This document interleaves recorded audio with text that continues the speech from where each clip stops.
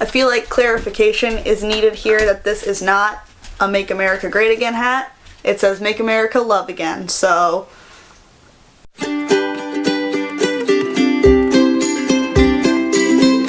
Hi, hey, I'm Morgan, and today I'm going to be going over my April book haul. Forgot what month it was. Wow. We're not at the end of April yet, but I've acquired quite a few books this month, and I don't plan on buying any more. So I got 5 books in the month of April, and I'm really excited to talk to you guys about all of them, and yeah.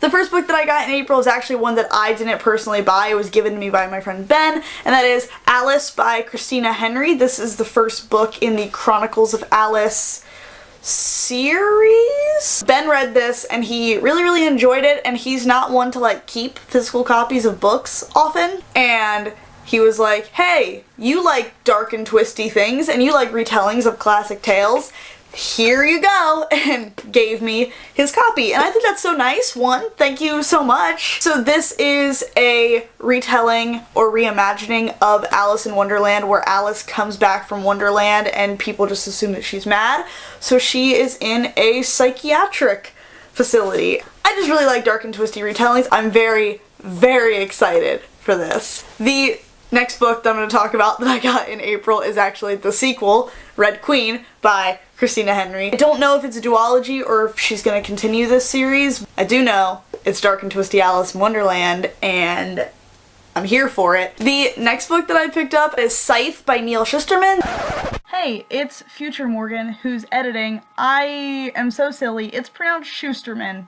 Carry on. This is the first book in the Arc of a Scythe series. Basically, it is a utopian, dystopian story where in this world, humanity has basically conquered death. There's no war, there's no famine, illness, anything like that. But obviously population control is still a necessary thing. So there are these people, and they are given the role of a scythe, and they are the ones that have to take population control into their own hands. I think it follows 2 people that are apprentices to a scythe. It's getting a lot of positive buzz. The sequel just recently came out, so more buzz is circulating around this series, and I really like that concept. I'm excited to read this. The next book that I acquired in April was House of Leaves, and this is by Danielewski.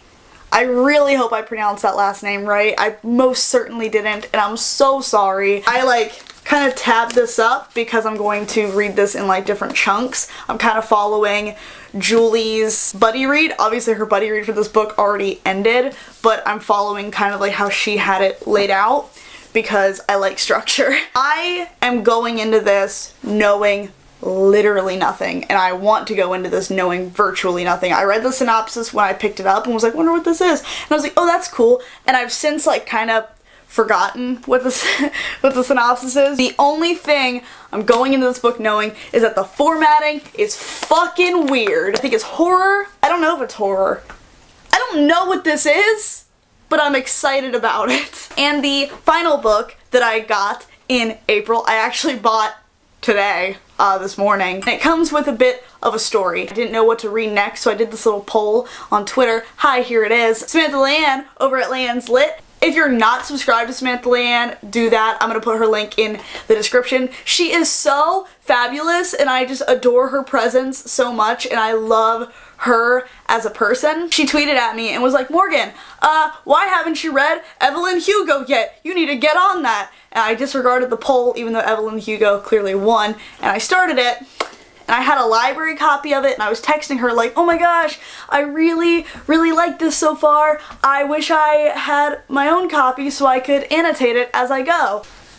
And then today I couldn't pass it up. I couldn't resist. I went to the book loft and I bought The 7 Husbands of Evelyn Hugo by Jenkins Reid. I am a little over 100 pages in, and honestly, I plan on just binging the rest of it today after I finish this video. This is adult literary fiction, and it follows our 2 characters, Monique Grant and Evelyn Hugo. Evelyn Hugo was a Hollywood starlet. She was one of the most famous women in Hollywood during her era. She has finally decided that she wants to tell her story, but she seeks out Monique Grant, who is this kind of like nobody journalist for this magazine, and she just does puff pieces.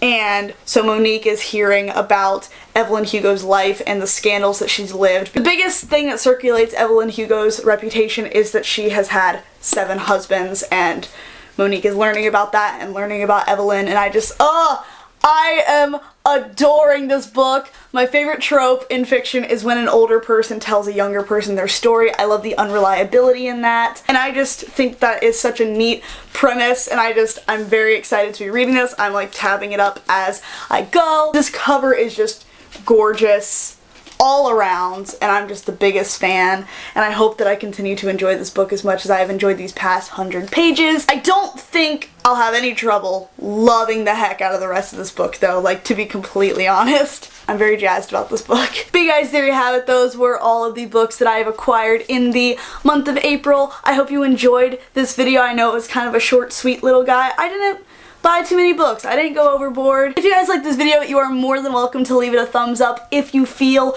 so inclined, but definitely leave me comments, because seeing you guys interact in the comments and being able to talk to you is my favorite thing. Let me know what books you acquired this month, what book you're the most excited to get to this month. Let me know if you've read The 7 Husbands of Evelyn Hugo, or if you've read any of the other books that I mentioned, because I want to know how you feel about them so I can go into them with some different outlooks and whatnot. If you haven't already and want to see more of my content and more of my mug, you're more than welcome to subscribe. I upload every Monday, Wednesday, and Friday, unless my immune system decides otherwise. Yeah, like I said, my name is Morgan. I hope you all have a wonderful rest of your day and happy reading. Okay, bye!